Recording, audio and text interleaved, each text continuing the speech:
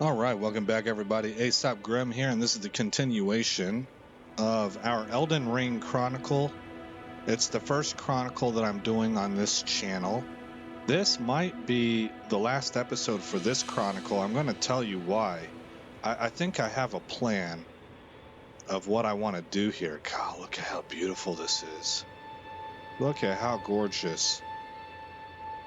So, what I'm thinking to do, guys, is I want to go and I want to uncover. Now, it might be, maybe it'll take more than just this episode. It might take 2, maybe even 3 episodes. But I want to get the map section that uncovers this area right here. And then I think I'm going to call this chronicle a conclusion. This was me getting my feet wet as somebody who had 0 experience in Souls-style games. And the next thing that I want to do, and I think I'll start it up immediately, is the second chronicle, where we're going to start a new character, and I haven't decided if it'll be a new class or not. And actually, it might not be. I might not start it immediately. I might tool around in this world on my own, like while I'm listening to podcasts and stuff, and continue working on combat and stuff. I don't think I want to go beyond what I've uncovered here. There's plenty of stuff to go and practice on within what I've got going right now. But I'm thinking that we will continue the rest of the kind of uncovering, how do I put this? It's not a blind playthrough, but new content for me. See, like this is a new area to check out. While following Fightin' Cowboy's walkthrough. And what that will do, I think this might be interesting. What that will do is it'll be kind of like a proof of concept for his walkthrough guide. I've never followed any of his stuff because I've never played Souls things. I've watched his channel before because I've watched Souls style content before, but I've never followed any of his guides. And this might be kind of neat. It'll give me more direction. I think it'll make for a more guided playthrough while still having aspects of a blind playthrough in it because there's stuff I haven't seen.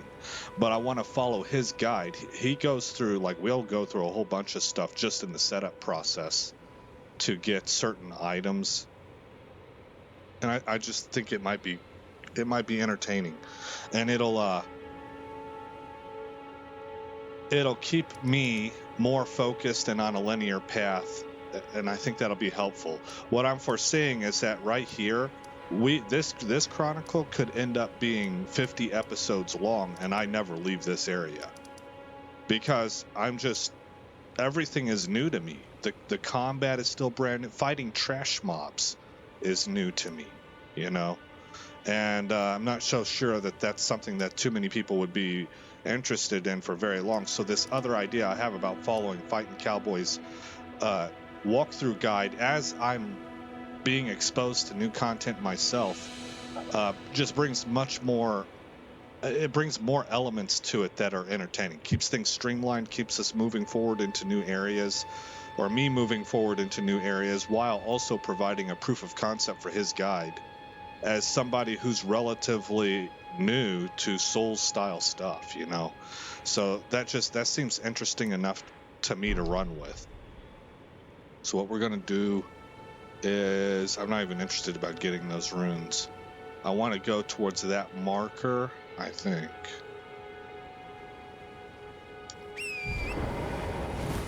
Let's see, maybe.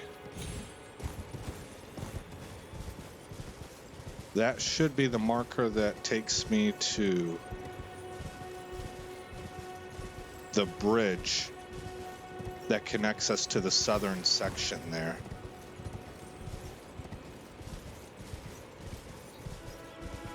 Now, I believe that marker is actually in the ocean, and the bridge, I think I can see it right now.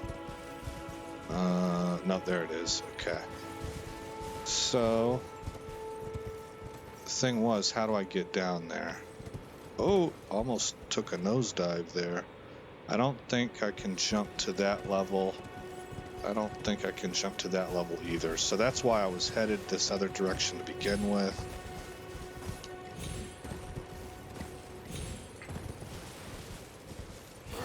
Oh, here we go.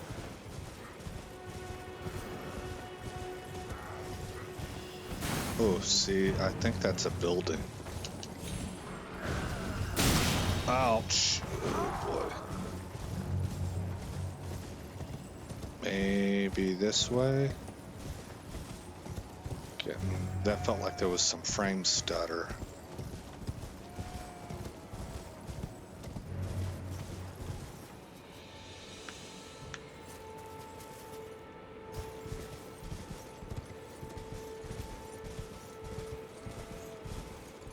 There's got to be some way to get down a level. I think that's the Misty Woods or whatever. Misty Vale. Gosh, this is a heck of a long drop.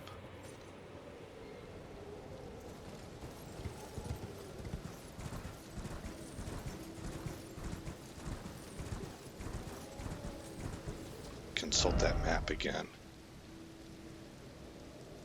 Okay, I'm wanting to get to here. I need to get then to this road. So I need to set another marker.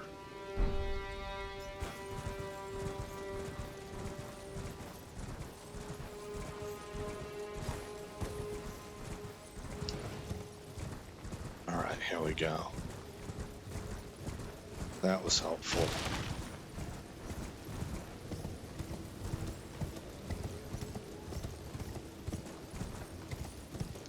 I hope that my explanation was good. If you've watched my channel at all, that's something that I can be a little bit... I'm always worried that I'm not making sense, or that I'm over-explaining, or I'm going so deep into the weeds that I'm not really communicating effectively. And so I hope that what I was explaining about how if we left this just in my hands alone, oh, no, I don't think so. We could be here for a very long time and never leave Limgrave. My meticulousness it could grind us to a halt, you know? So having a walkthrough guide is actually really helpful for me. I'm sure there are a lot of people out there that like to they love the thrill of discovering everything on their own. I'm one of those people that I'll never make it out of the starter zone, because everything becomes important to me. You can sometimes tell that with the way that I talk, how I'll talk about stuff. Everything's important. I have a really hard time of being concise because, because with my mind, I don't perceive anything as being stuff that can be crossed off. If I have a list of 50 items and you tell me whittle it down to the top 10, it's hard. It's hard for me to do that. Let's see here.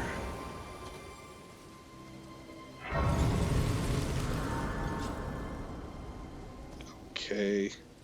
Now let's bring up the map again. We can, I think, remove this waypoint.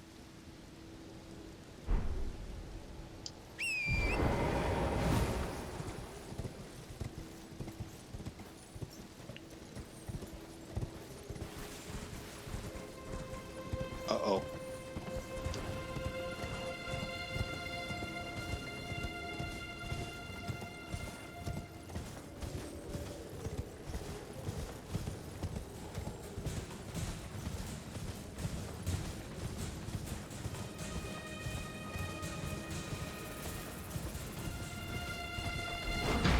Ho-ho. Okay, here's the caravan. I think I'm moving the right way. This road then should lead me to that bridge.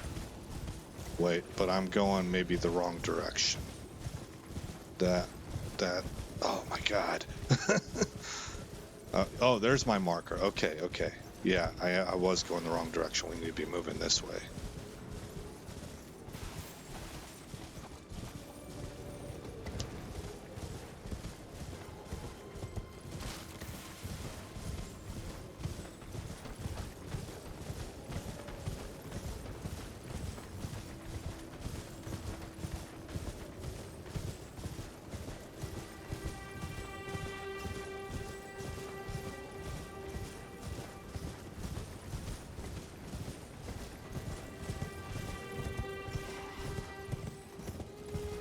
Who will hit whom?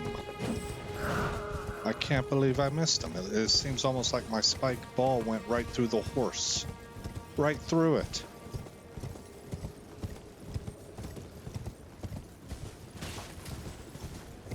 Oh, so basically I really detoured myself hard whenever I went up this thing.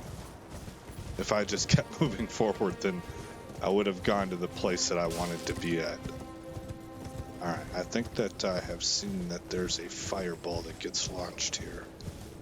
They have like siege equipment right there. Oh god, I hate it. Oh my gosh, oh my gosh. I ate it so hard. That was disgusting.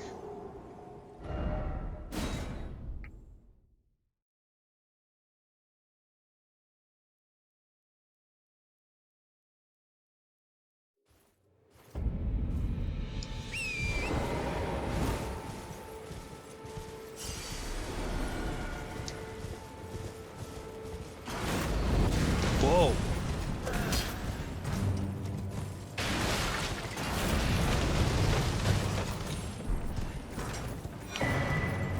Stone key. See, we have that thing at the very beginning that we could unlock also. There's just a lot of content, and the map is huge. I probably want to talk to that NPC.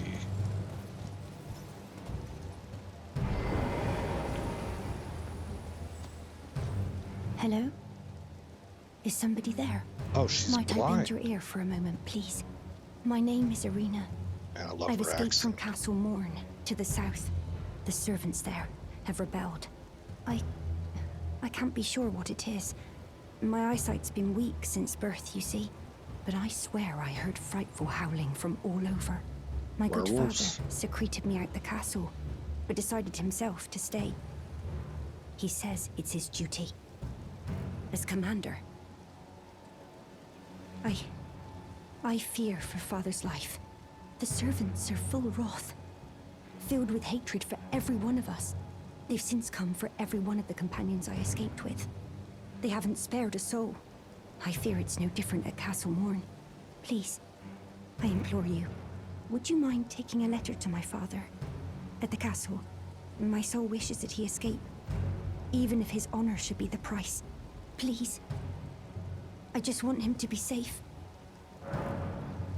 Deliver the letter. Thank you. Okay. Dearly. Then please, take this. Irina's letter. Deliver it to my father, who remains in the castle, if you please. Please, if you wouldn't mind, deliver the letter to my father at the castle. He can be stubborn, but I'm sure he'll come around. Please, he can be stubborn. Alrighty then, so we have that. So it sounds like they're chasing down the aristocracy. That happens from time to time. It is unfortunate that people reach points where, because they've been wronged, that they turn it into a class war, you know, as if being born into wealth is a sin and makes that person evil. That's a wrong attitude. I understand that poor people get tread upon and exploited by wealthy people. That is, I mean, that is kind of a dynamic of world history. But when you make the mistake of starting to feel that everybody who was born with a silver spoon in their mouth is evil simply because of that. Ooh.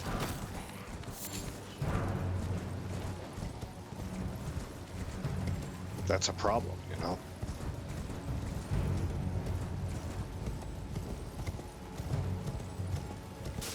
It creates its own atrocities.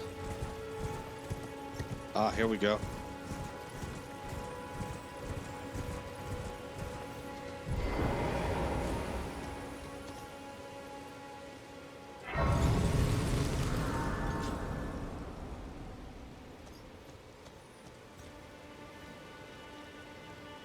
One of the defining experiences for me, and it wasn't necessarily what I would call a pleasant experience, because it was easy to feel weird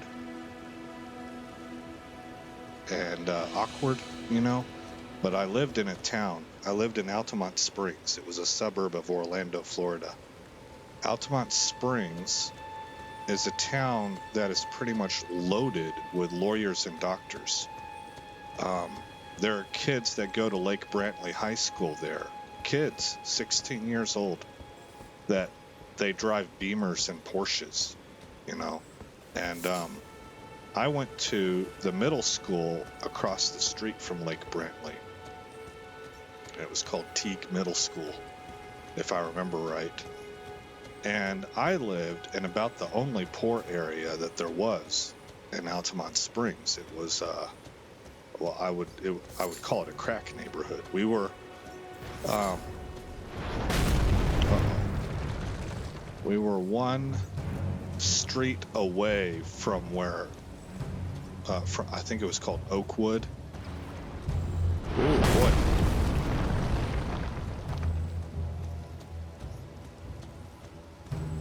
And by going to school with these kids that were far wealthier than I was, far better circumstances, and whom, to be quite honest, I felt inferior around, like lesser than. And it was not their fault at all. Not at all. It was a natural byproduct of... There was only one situation I had. This new girl showed up. I remember she was real cute. Everybody liked her, including me. She was gorgeous. And we were on some kind of a field trip, and she asked if she could borrow my headphones. I think she was looking for like kind of a reason. I don't know what she was doing, but I loaned her my headphones, and it was there we go.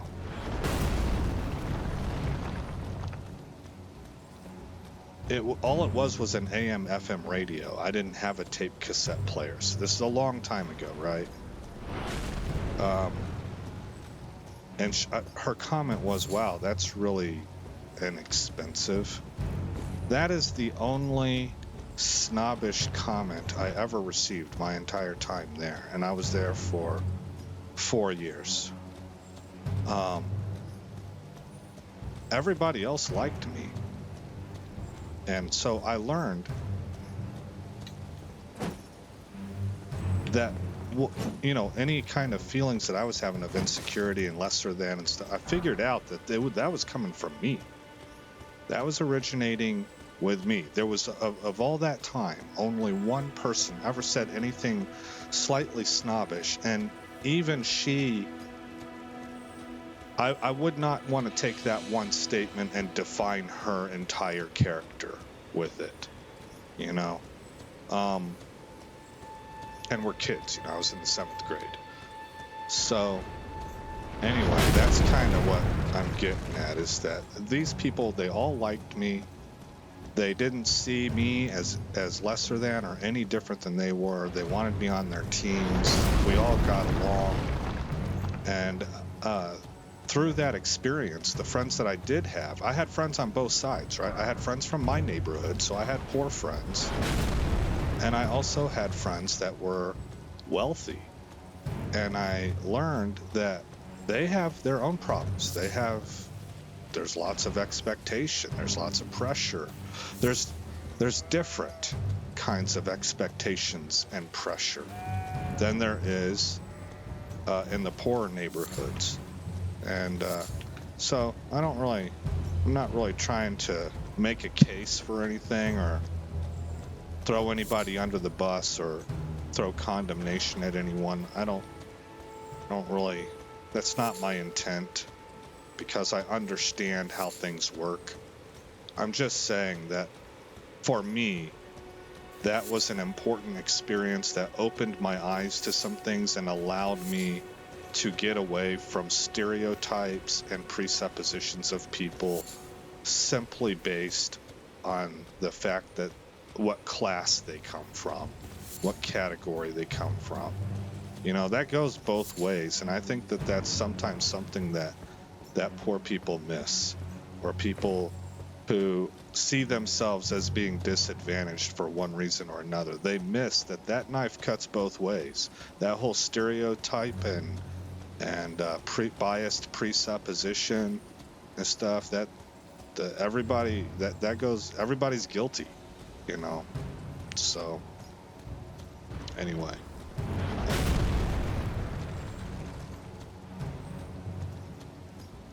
that'll wrap up that story. Let's go into the map. Let's see, am I not maybe I need to be out of combat. I might be in combat right now. I don't think I can access my map if I'm in combat.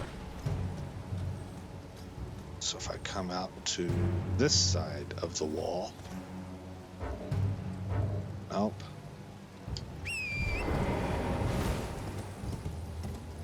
Oh, you know what I want to show you guys? Look at my dude's tabard. This is something I noticed a few episodes ago. It looks wet. And I'm telling you, they figured out something with the lighting. Because this happens dynamically. When it begins to rain, this thing gets more and more soaked. And it looks soaked. And then when the sun comes out, it'll dry, and the colors will get less desaturated. They get more vibrant, and it continues to get that way until it's completely dried out and it looks like fuzzy, like cotton. And I think they're doing all of that with a dynamic changing of the gradient of light. And then they do the same thing with the world, but on this tabard, it works out in a way that I've never seen happen in video games. It's very realistic looking. I think it's really cool. Let's see if this guy's got anything. Buying or selling? Maybe buying. Is that a cracked pot? Oh, you know what? I don't have money. Yep. Never mind. Well, maybe we can sell. Yet.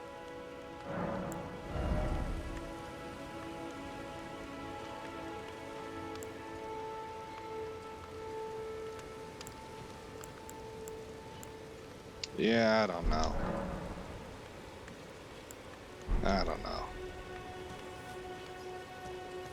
Let's see if we can access the map now. A new map has been found, the Weeping Peninsula. So somewhere around here,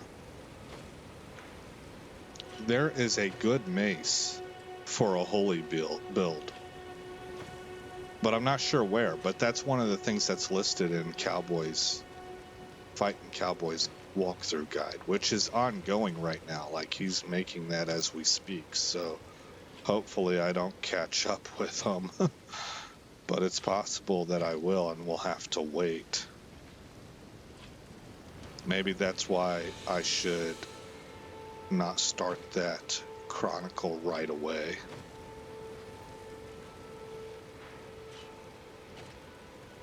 Alright, so this, it's actually pretty big. Weeping Island is a large area. It might be right here that mace is at. I'm not for sure. Something is here. but I'm not exactly sure what.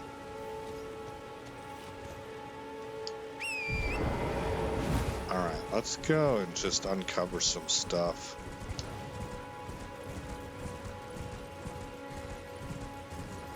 I accomplished what I wanted to accomplish for this episode already, so this is indeed going to be the last episode for this chronicle. Oh, there's a big giant. That's who's launching this stuff. It's a bow and arrow.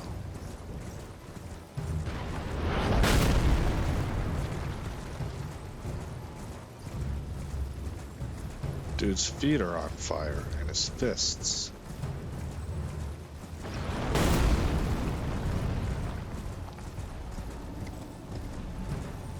This guy looks scary.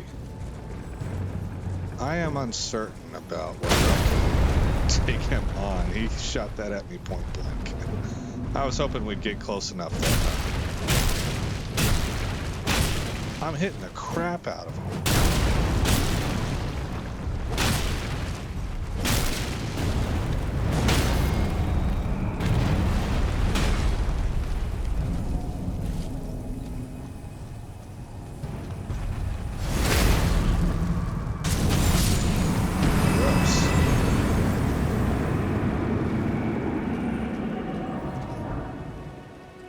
Great arrows. All right, I don't see how we could possibly even carry those around.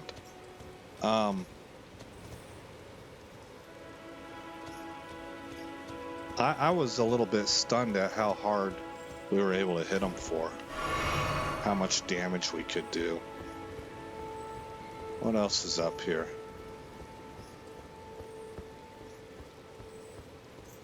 I wonder if that would be true of that dragon also. You know, I didn't want to go face the dragon. I was like, no way can we take that on. I might be surprised.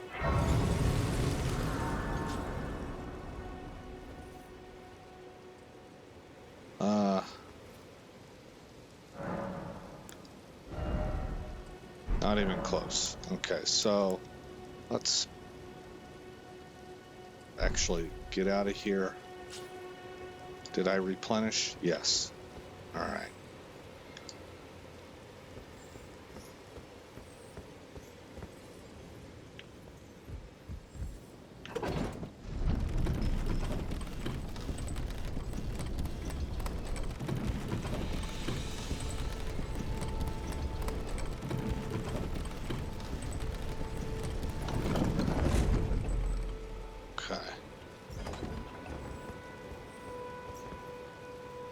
Oh, there's a lot of people out here.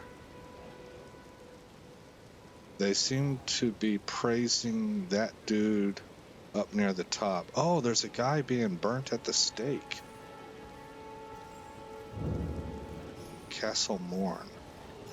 Oh, I wonder if that's her dad, yo.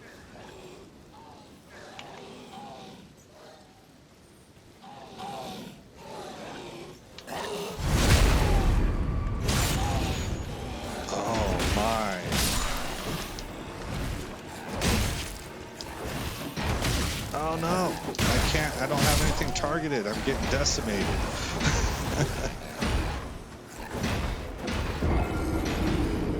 These things have people hair on very strange looking faces. They're creepy looking. It's weird that I was able to decimate the giant outside, but these things took a pretty strong hit. I seem to be underleveled for them.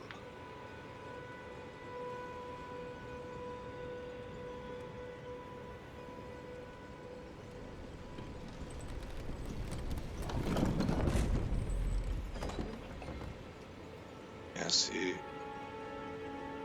it looks soaked. It looks like it's sucked in on his form, you know, the way that heavy water-soaking garments do. And yet, I'm pretty sure that they're not doing anything with it physics-wise. That would be pretty CPU demanding. I believe this is done with light and saturation, or desaturation.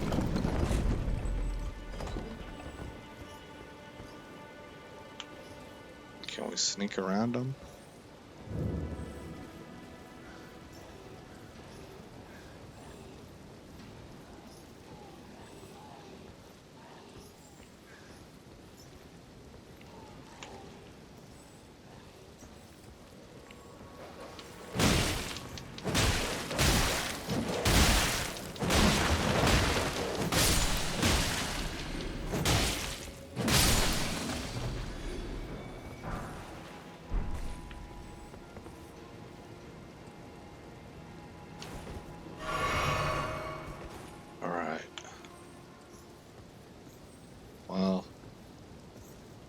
That didn't really get me anything.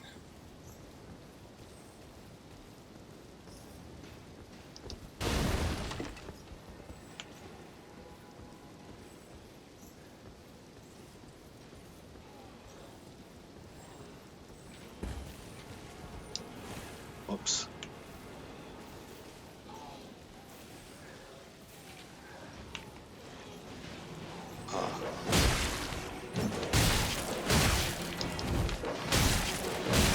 Oh, good grief.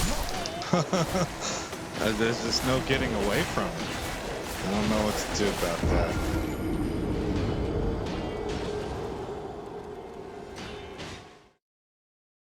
So, one more try. I can try using my silence spell and just kind of go by the dogs and everything.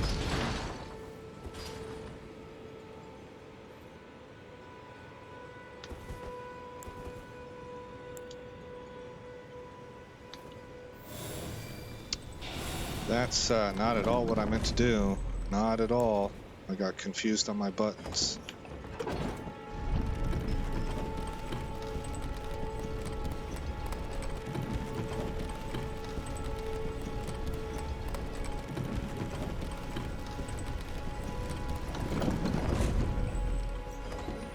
Yeah, just in time for my spell to run out. Okay.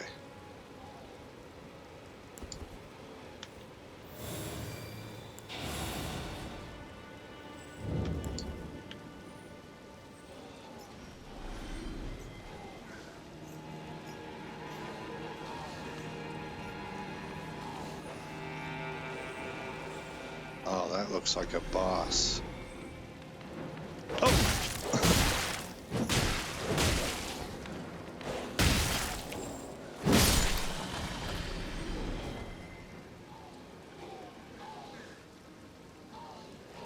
A boss that's gonna draw all these guys in.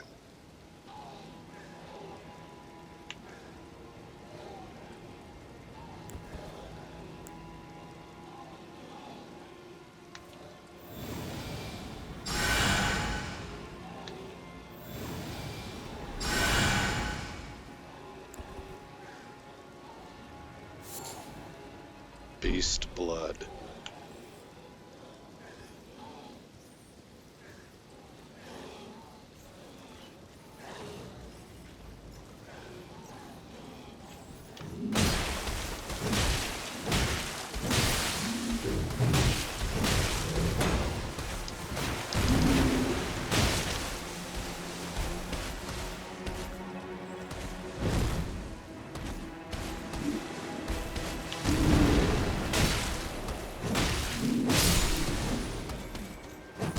I decimated him also.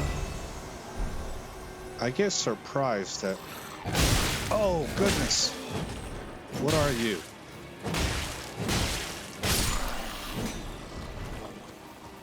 I get a little surprised at which things are easy and which things are hard.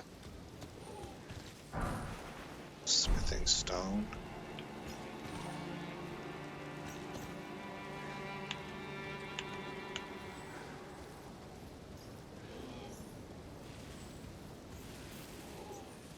Got stairs.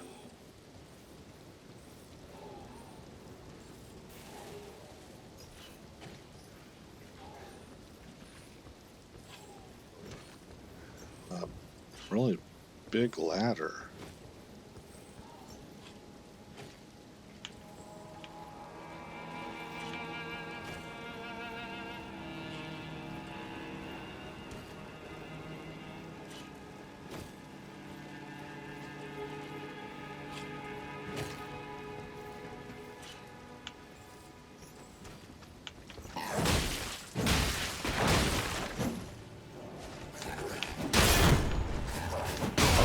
Man.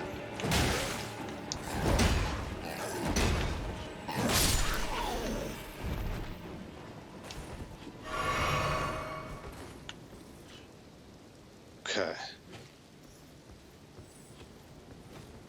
Got at least one guy up here. Look at all these people that are hung. These must be the nobility. I'm thinking this is the castle that the girl was talking about.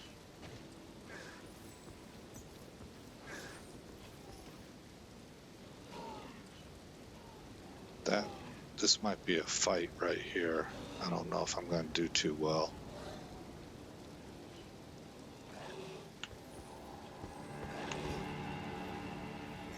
Can I draw just one? No. 1, 2. Oh!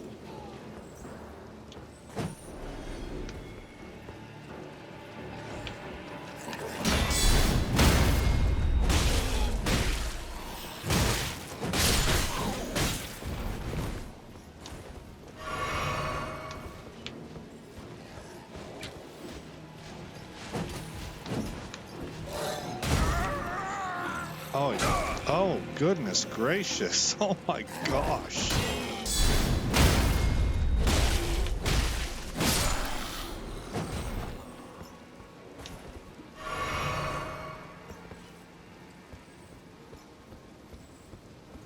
That was violent.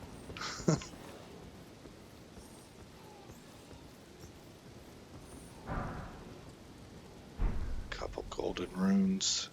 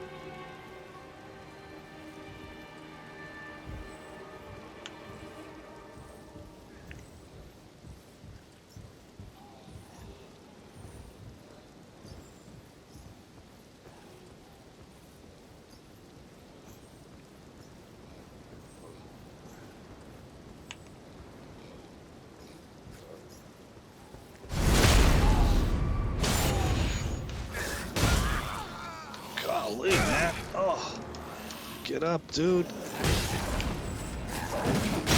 Oh no, I'm gonna die. Yeah, I already died. These dudes are tough.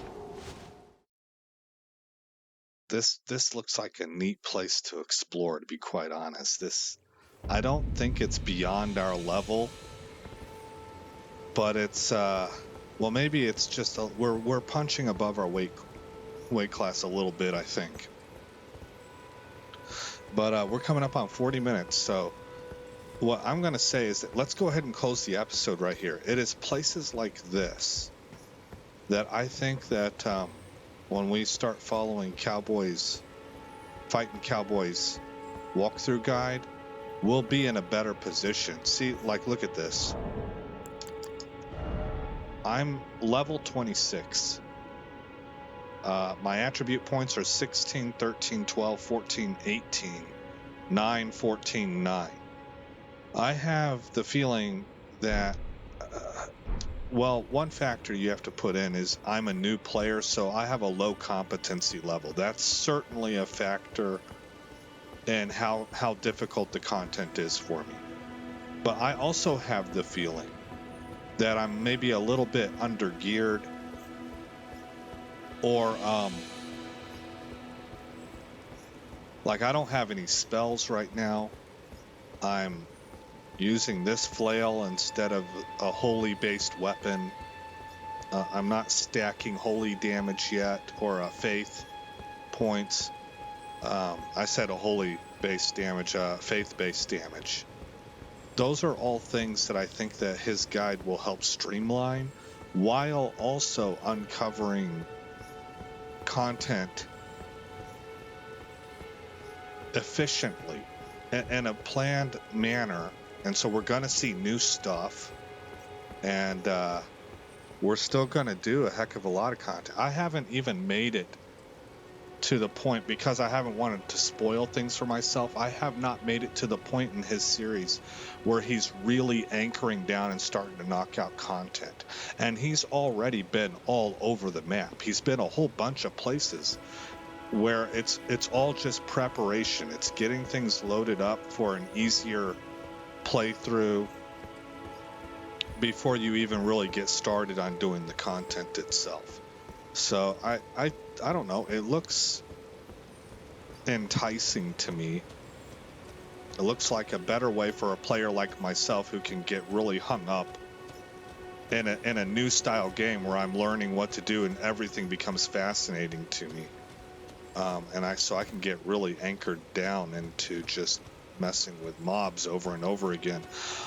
At this point in time, like, maybe this would be a good way to describe it. We could go to that campfire site up ahead, and I could save there and go and fight mobs while listening to my pet podcast, and die and resurrect at that campfire site and go fight them all over again. And I could do that for hours and be content. You see that tree up there?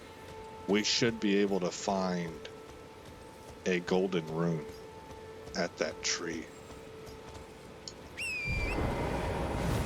That is something that I would not know if I wasn't watching Fighting Cowboys videos.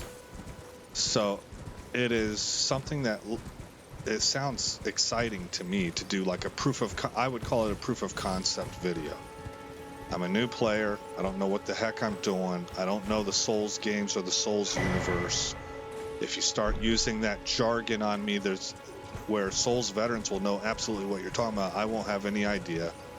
So does his guide allow for somebody of my inexperience to be able to follow it? I think it will, but being able to do a proof of concept will show that. And I hope that it helps him out as well. I'm not, I don't know how to put this. I don't know how YouTube and YouTubers work, and I'm not trying to steal content. That's why you're going to hear me be effusive about him. I want to make sure everybody knows that I'm doing this by following his guide, and we're not going to play his guide on my channel. We're not going to. We're going to follow it. I'll be doing the steps, but if you want to follow it, then you're going to need to go to his channel and watch him do it. I'm not going. In other words, I'm going to go do the steps. So you could, I guess, technically watch me do the playthrough, and kind of repeat what I'm doing. But if you want the explanation to go along with it and all of the understanding, like, you might get some of that from me, but that's going to be in his tutorial. I'm going to be doing something, not teaching something. He's teaching it, and I want to keep things in a manner where people will, if they want to do the same thing, they will need to go to his channel and watch his video and maybe like and subscribe. Hopefully that makes sense.